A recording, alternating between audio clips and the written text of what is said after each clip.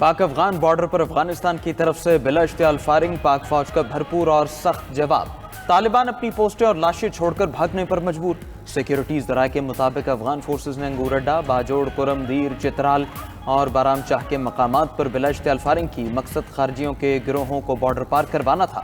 پاک افواج کی چوکس اور مستعد پوسٹوں سے تیزی کے ساتھ بھرپور اور شدید جواب جاری ہے۔ فائرنگ کرنے والی متعدد افغان پوسٹیں تباہ، درجنوں افغان فوجی اور خارجی ہلاک ہو گئے۔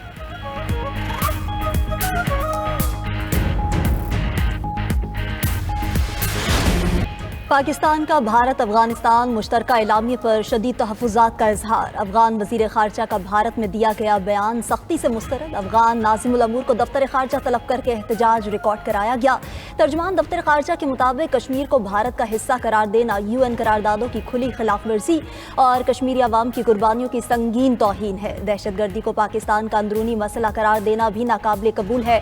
افغان حکومت دہشت گردی کے خلاف اپنی ذمہ داریوں سے بری الذمہ نہیں ہو سکتی۔ پاکستان مخالف دہشت گرد عناصر کے خلاف مؤثر اقدامات کیے جائیں۔ پاکستان اپنی سلامتی کے لیے ہر ممکن اقدامات کرے گا۔ ترجمان کی جانب سے مزید کہا گیا کہ پاکستان نے 40 سال افغان مہاجرین کی میزبانی کی۔ امن کی بحالی کے بعد ان کی واپسی ضروری ہے۔ افغان عوام کو طبی اور تعلیمی ویزے دینے کا سلسلہ جاری رکھیں گے۔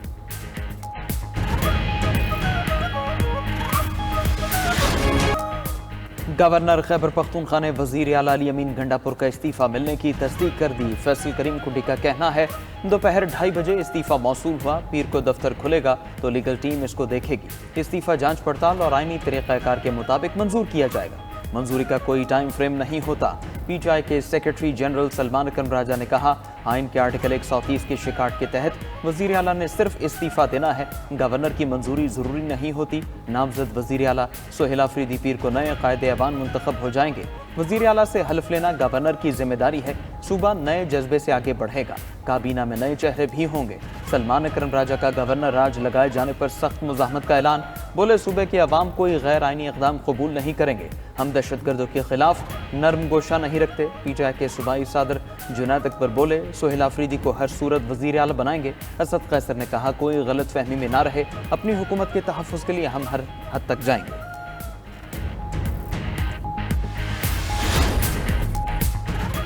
وزیر اعلیٰ کے استعفے کا معاملہ سلجھا نہیں۔ نئے وزیر اعلیٰ کے انتخاب کا شیڈول آ گیا۔ KP اسمبلی کا اجلاس پیر کی صبح 10 بجے طلب۔ اسمبلی سیکریٹریٹ کے شیڈول کے مطابق آج دوپہر 3 بجے کاغذات نامزدگی جمع کرائے جائیں گے۔ کاغذات نامزدگی جمع ہونے کے فوری بعد اسکروٹنی کی جائے گی۔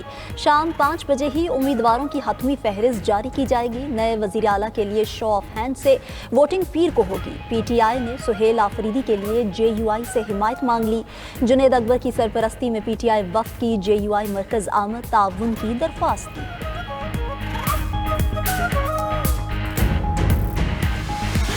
عوام پریشان، تجارتی سرگرمیاں معطل، معمولات زندگی بری طرح متاثر۔ راولپنڈی ایکسپریس وے، فیض آباد اور IGP روڈ مکمل طور پر بند۔ جڑواں شہروں میں انٹرنیٹ سروس دوسرے روز بھی معطل رہی۔ لاہور میں orange line, metro train, metro bus اور سپیڈو بس سروس بند ہے۔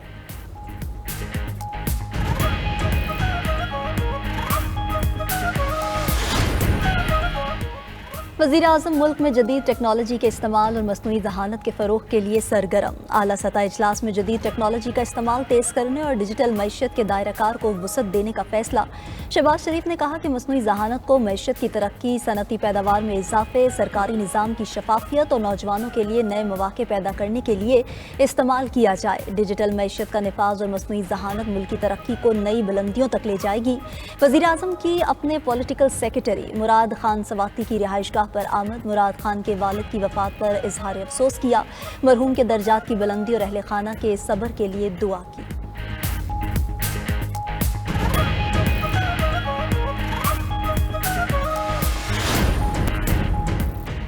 غزہ میں جنگ بندی کے بعد زندگی بحال کرنے کی کوششیں۔ بے گھر فلسطینی اپنے تباہال گھروں کی جانب لوٹنے لگے۔ ہزاروں افراد ساحلی شاہراہ کے راستے شمالی غزہ اور غزہ سٹی کی طرف پیدل رواں دواں۔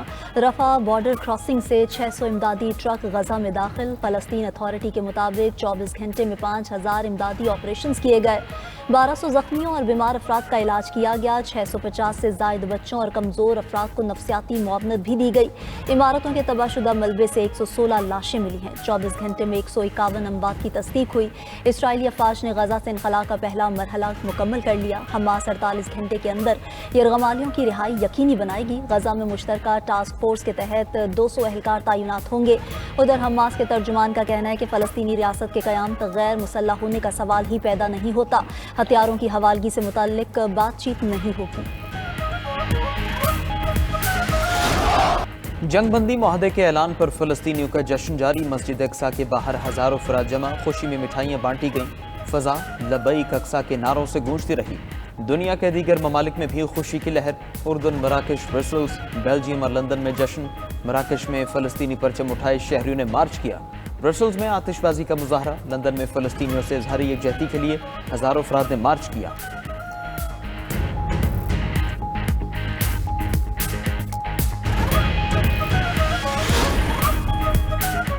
फ्रांसीसी सदर मैक्रोन का मिस्र में होने वाले गजा मुज़ाकरात में शिरकत का फैसला। सदारती दफ्तर के मुताबिक गजा मुज़ाकरात में अमरीकी सदर के अमन मंसूबे के निफाज से मुतालिक बात होगी।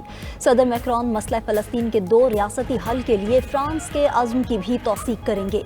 उधर अमरीकी एलची स्टीव विटकॉफ, ट्रंप के दामाद जैरेड कुशनर और अमरीकी सेनेटकॉम कमांडर का गजा की पट्टी का दौरा, फ़ौज की तैयारियों का मुशाहिदा किया।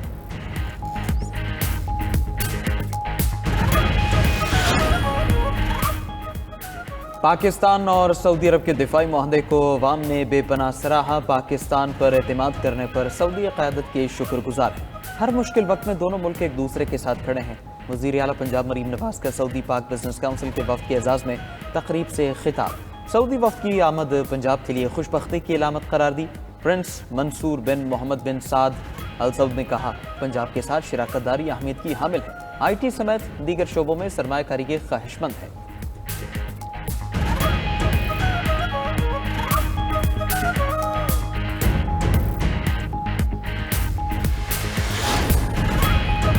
पंजाब लोकल गवर्नमेंट कानून में बड़ी तब्दीलियां तजवीज़। बिल के मंदरजात 92 न्यूज़ को मौसूल। लाहौर ज़िले को मुकम्मल तौर पर शहरी इलाका करार देने की तजवीज़ पेश। 7 लाख से ज़ायद आबादी वाले इलाकों में टाउन कॉरपोरेशन कायम होंगी। यूनियन कौंसिल 1 या ज़ायद मरदमशुमारी ब्लॉक्स पर मुश्तमिल होगी। यूनियन कौंसिल को बजट तैयार करने और मंजूर करने का इख्तियार मिलेगा। मकामी हुकूमतों को प्राइवेट पार्टनरशिप पर मंसूबे चलाने का इख्तियार होगा।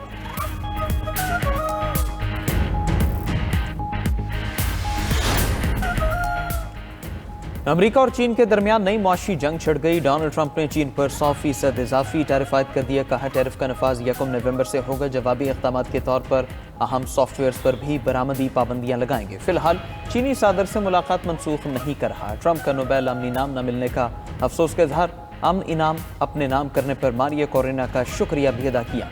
उधर अमरीकी सदर के ताज़ा मेडिकल मुआयने की रिपोर्ट जारी। डोनाल्ड ट्रंप की उम्र 79 साल, मगर उनके दिल की उम्र 65 साल के बराबर करार।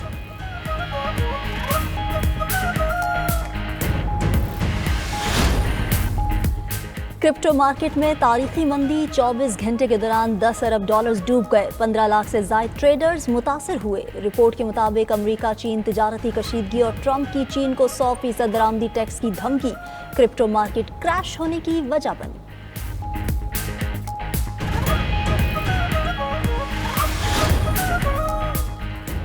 और अमेरिका में फायरिंग का एक और वाक़या। लीलैंड में फायरिंग से 4 अफराद हलाक, 12 जख्मी हो गए। अमेरिकी मीडिया के मुताबिक मुलज़िम की शनाख्त और वाक़े के मुहर्रिकात से मुतालिक तहक़ीक़ात जारी हैं। दूसरी जानिब रियासत टेनेसी की असलहा साज फैक्ट्री में धमाके तमाम 18 अफराद की हलाकत का खदशा बढ़ गया। अभी तक कोई जिंदा शख्स नहीं मिला।